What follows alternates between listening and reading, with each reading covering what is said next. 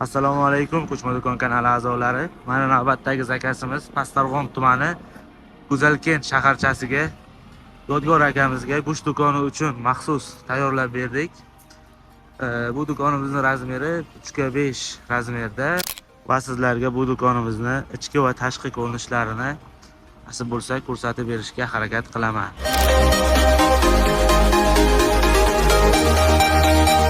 Mana do'konimizni ko'rishingiz mumkin. Ichlari juda ham keng. Go'sht do'kon sifatida ishlatishlari uchun do'konimizni o'sha 120 qismini shunaqa qilib yopib berganmiz. Bu yerda bemalol xolodilnik sifatida ishlatish mumkin. O'sha go'shtlarini osib qo'yish mumkin o'sha joyga. Devorlar juda ham mustahkam. 3 qavat utepleniya bo'lgan. Yozda salqin, qishda issiq ushlab beradi, xudo xohlasa.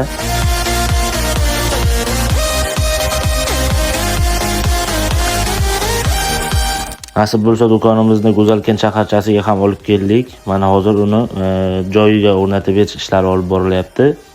Nasib bo'lsa yaqin daqiqalar ichida egalariga patkulush topshirib, o'zlaridan izoh olib sizlarga ko'rsatib beraman.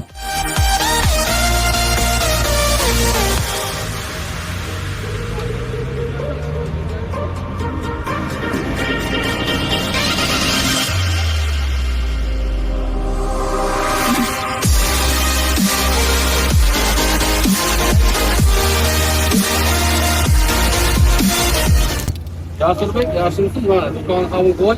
Rahmat aka, mana katta qurolni istamiz. Past akamizga mana ko'chma do'kon buyurtirdik. Xudoga shukr aka, mana chiroyli qilib o'rnatib berdi.